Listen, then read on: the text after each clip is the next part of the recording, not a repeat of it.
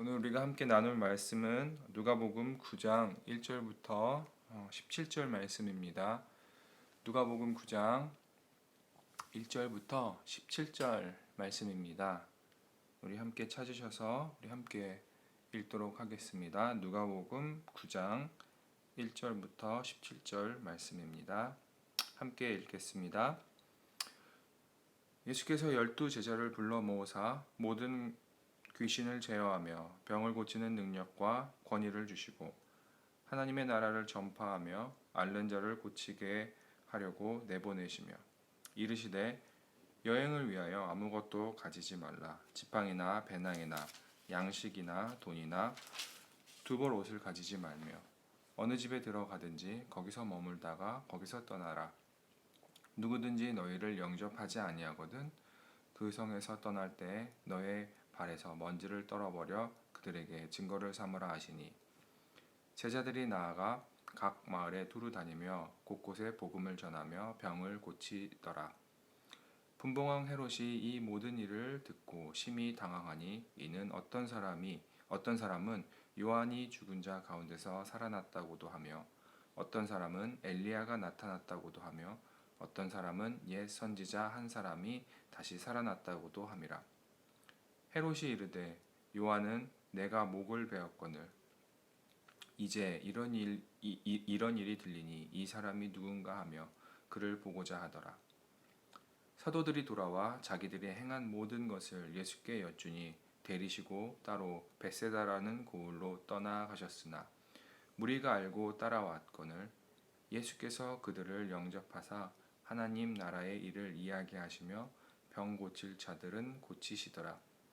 날이 저물어 가매 12사도가 나와 여짜오되 무리를 보내어 두루 마을과 촌으로 가서 유하여 먹을 것을 얻게 하소서. 우리가 있는 여기는 빈들이니이다.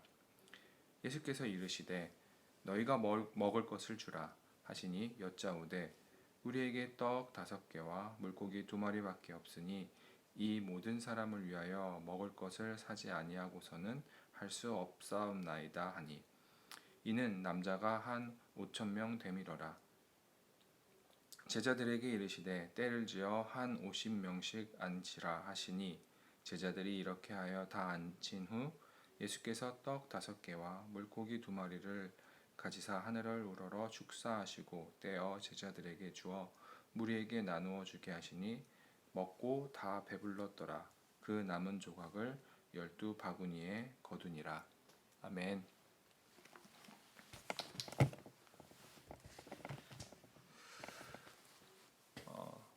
오늘 우리가 함께 읽은 누가복음 9장 1절로 17절의 말씀을 가지고 하나님의 능력을 제한하지 맙시다라는 제목으로 말씀 나누도록 하겠습니다. 오늘 본문은 세 부분으로 나눌 수 있습니다. 첫 번째 단락은 9장 1절부터 6절입니다. 누가복음 9장 1절부터 6절은 예수님께서 제자들을 파송하시는 사건을 다루고 있습니다. 두 번째 단락은 7절부터 9절입니다. 7절부터 9절은 당시 갈릴리 지역을 다스리던 분봉왕 헤롯이 예수님의 제자들의 그 복음 전파에 관한 내용을 듣고 두려워하는 내용을 담고 있습니다. 마지막으로 10절부터 17절입니다. 10절부터 17절에서는 전도 활동을 마치고 돌아온 제자들이 예수님께 사역을 보고하는 내용과 또 예수님을 따라온 많은 사람들에게 떡 5개와 물고기 2마리를 가지고 성인 남자 5,000명을 먹이시는 오병이어 사건을 전하고 있습니다. 예수님께서는 제자들을 파송하시기 전에 그들에게 모든 귀신을 제어하고 병을 고치는 능력과 권능을 주셨습니다. 예수님께서 제자들을 보내신 이유는 하나님 나라를 선포하며 병든 사람들을 고쳐주게 하시기 위함입니다. 제자들의 파송은 그들이 지금까지 예수님을 통해 배운 하나님 나라의 복음을 직접 전하는 경험을 하게 함도 있습니다. 이것은 훗날 제자들이 복음을 전하는 것을 미리 실습해보는 경험이기도 했습니다. 예수님께서는 제자들을 보내시면서 3절에서 5절에 주의사항들도 말씀해 주셨습니다. 예수님께서 말씀하신 주의사항은 세 가지 정도로 정리해 볼 수 있습니다. 첫 번째는 그들은 복음을 전하러 떠나지만 아무것도 없이 가야 했습니다. 이는 제자들이 복음을 전함에 있어서 그들은 온전하게 하나님의 공급하심을 믿고 의지하며 그 일을 감당해야 함을 의미합니다. 두 번째는 제자들은 어느 마을에 도착하면 한 집에서만 머물다가 그 마을을 떠나야 했습니다. 이는 제자들은 마을에 머물면서 복음을 전할 때 더 좋은 환경을 찾기보다는 처음 머물렀던 그 장소에서 떠날 때까지 복음을 전하며 전할 것을 가르칩니다. 마지막으로 세 번째는 만약에 사람들이 그들을 환영하지 않는다면 그들은 마을을 떠날 때 발에 묻은 먼지를 털어버려 그들을 거스르는 증거물로 삼으라라고 말씀하셨습니다. 발에 묻은 먼지를 털어버리는 행위는 당시 유대인들이 이방인의 도시를 떠날 때 하던 행동이었습니다. 이는 복음을 전했지만 받아들이지 않는다면 비록 그들이 유대인이라 할지라도 이방인처럼 여기며 그들에 대해서 이방인처럼 하나님의 심판이 있게 됨을 의미하는 것입니다. 이렇게 예수님은 제자들에게 능력과 권능을 주시고 복음을 전함에 있어서 주의사항도 말씀하신 후 제자들을 보내셨습니다. 그리고 제자들은 여러 마을을 다니면서 곳곳에서 복음을 전하고 병을 고쳤습니다. 제자들의 복음 전파 활동은 그들이 가는 곳마다 사람들을 집중시키고 큰 이슈가 되었습니다. 그들의 활동은 당시 갈릴리 지역을 다스리던 분봉왕 헤롯의 귀에까지 들리게 되었습니다. 헤롯은 예수님의 제자들의 그 활동들에 대한 보고를 듣고 크게 놀라고 당황했다고 성경은 기록하고 있습니다. 또한 헤롯은 사람들이 예수님에 대해서 말하는 소문도 듣게 됩니다. 어떤 사람들은 예수님에 대해서 죽은 침례 요한이 살아났다고 말하고 또 어떤 사람은 엘리야라고 말하며 또 어떤 사람은 예수님을 옛 선지자 중 한 사람이라고 말하기도 했습니다. 이러한 예수님에 대한 소문을 들은 헤롯은 이 예수라는 사람이 어떤 사람인지 그를 만나고 싶어 했습니다. 예수님의 제자들은 복음 전파 활동을 마치고 다시 예수님께로 돌아와 그동안 있었던 모든 일들을 예수님에게 이야기했습니다. 아마도 그들을 통해 병이 낫고 귀신들을 제어하고 하나님 나라가 선포되어지는 놀라운 이야기들을 신이 나서 이야기했을 것입니다. 예수님은 수고한 제자들을 쉬게 하시려고 그들과 함께 벳세다라는 마을로 이동하십니다. 하지만 예수님을 따라다니던 무리들은 그곳까지 쫓아갔습니다. 예수님께서는 따라온 무리들을 보내지 않으시고 그들에게 하나님 나라의 말씀을 전하시고 그들 가운데 병든 자들을 고쳐 주십니다.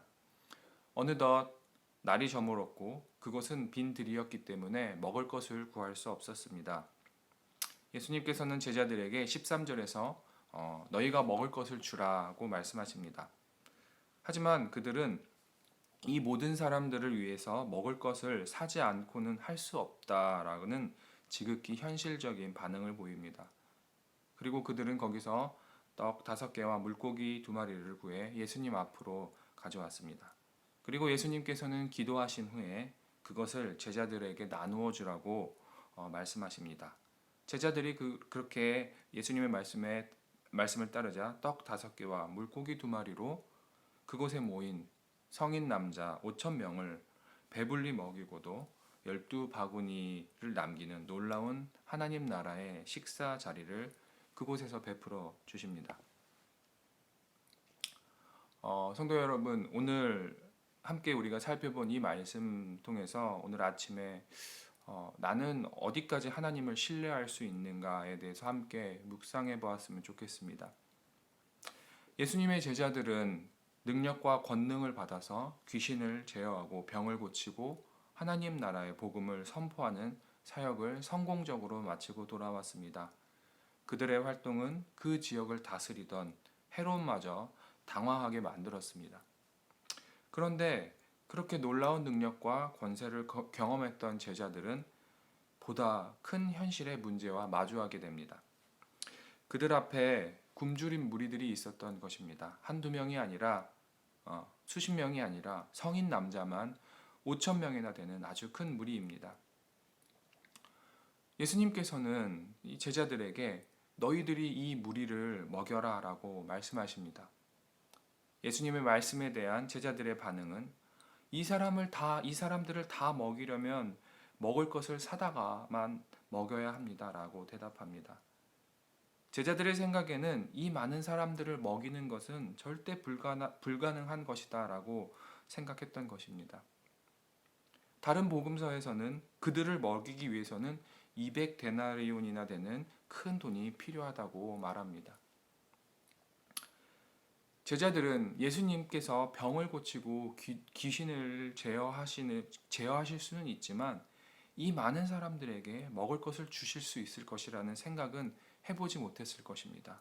그러기에 그들이 답할 수 있는 현실적인 답을 했던 것입니다.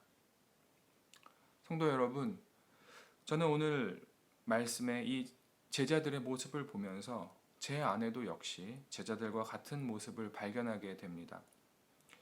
전능하신 하나님, 이 세상에서 못하실 일이 없으신 하나님이라고 고백하지만 현실의 문제 앞에서는 하나님을 온전하게 신뢰하지 못하고 걱정하고 염려하며 하나님을 알지 못하는 사람들과 같이 행동하고 있는 제 자신을 발견하게 됩니다. 성도 여러분들은 어떠신가요? 여러분은 얼마나 하나님을 신뢰하고 계십니까? 혹시 하나님의 능력을 스스로 제한하면서 믿고 계시지는 않으신가요? 내 삶 속에서 하나님께서 일하실 수 있는 영역들을 정해놓고 그 안에서만 하나님을 믿으며 신앙생활을 하고 있지는 않는가 우리의 삶을 점검해 보기를 원합니다. 5천 명을 먹이신 예수님의 기적의 사건은 여호와 하나님께서 출애굽한 이스라엘 백성들을 광야에서 만나로 먹이신 사건을 떠오르게 합니다. 하나님께서 이스라엘 백성들을 먹이셨던 것처럼 예수님께서도 그 무리들을 먹이십니다. 사람의 생각으로는 생각할 수 없는 방법으로 먹이신 것입니다. 우리가 구약의 하나님이 광야에서 생활하던 이스라엘 백성들에게 만나를 공급하셨다는 것을 믿는다면, 또한 우리가 예수님께서 떡 5개와 물고기 2마리로 5천 명을 배부르게 먹이신 것을 믿는다면, 오늘 나의 현실 속에서 나의 능력으로 감당할 수 없는 문제들, 그 문제들을 하나님께서 해결해 주실 것을 믿고 신뢰함으로 그 하나님의 능력을 경험하는 저와 여러분들이 되시기를 도전합니다. 특별히 우리가 복음을 믿는다는 것, 하나님의 말씀을 믿고 순종하고 하나님의 말씀이 나의 삶의 기준이 되어 살아가는 삶은 우리의 능력으로는 할 수 없는 것입니다. 세상의 가치들과도 많이 충돌하게 됩니다. 그래서 우리는 복음과 세상 사이에서 쉽게 현실적인 대안들을 내놓게 됩니다. 누군가를 미워하기보다 사랑하기로 결정하는 것, 비난하기보다 품어주는 것, 나보다 남을 낮게 여기는 것, 긍휼을 베풀고 이웃을 환대하는 것 등등의 모습은 우리에게 자연스러운 행동은 아닙니다. 때로는 현실적인 핑계를 대면서 우리의 욕심대로 사는 것이 쉽고 편하기도 합니다. 하지만 하나님께서는 믿는 자들이 하나님의 백성으로 이 땅에서 하나님의 나라를 선포하고 복음의 가치를 빛내며 살아가기를 원하십니다.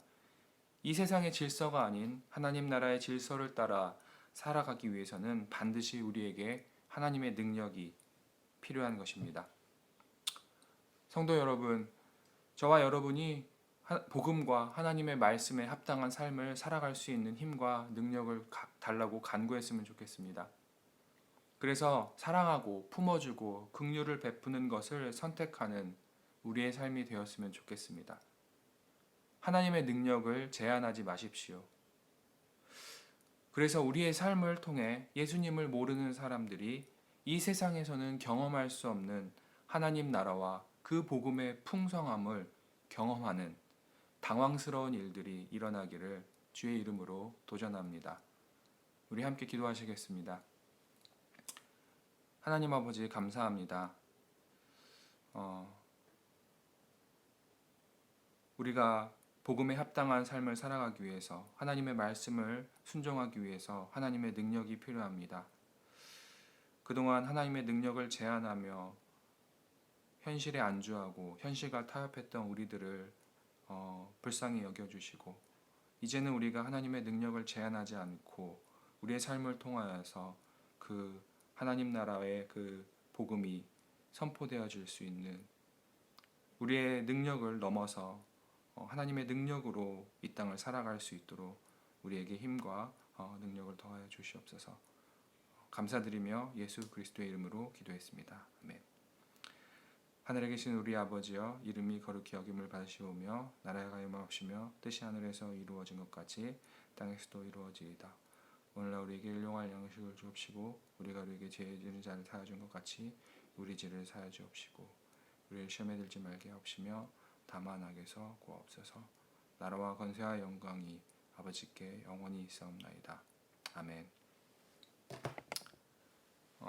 이 시간에 함께 합심하여서 기도하는 시간 갖도록 하겠습니다. 첫 번째로 나라와 민족을 위해서 기도하겠습니다. 두 번째로는 복음 전파와 열방 가운데서 그 복음을 증거하고 계시는 우리 선교사님들을 위해서 우리가 기도했으면 좋겠습니다. 또 세 번째로는 교회를 위해서 기도했으면 좋겠습니다. 특별히 교회가 세워져 나가고 있습니다. 이 교회가 우리 말씀 중심 교회가 하나님을 온전히 믿고 신뢰함 가운데 그 말씀 가운데 세워지는 교회가 되도록 기도해 주십시오. 말씀 중심 교회가 그 세상의 생각을 뛰어넘어서 하나님 나라의 그 영광스러움을 선포하는 교회가 될 수 있도록 기도해 주십시오. 그리고 그것을 위해 수고하고 있는 사역자들과 리더자들을 위해서 함께 기도해 주시기를 원합니다. 그리고 마지막으로 우리 개인의 기도 제목을 놓고 함께 기도했으면 좋겠습니다. 특별히 오늘 기도할 때 오늘 하루 하나님의 능력을 제한하지 않고 내 삶 가운데 복음의 가치를 드러내는 삶을 살게 해주십시오라고 우리 그렇게 기도했으면 좋겠습니다. 또한 우리의 그 각자 그 기도 제목을 놓고 이 시간에 우리 함께 기도하도록 하겠습니다. 기도하시겠습니다.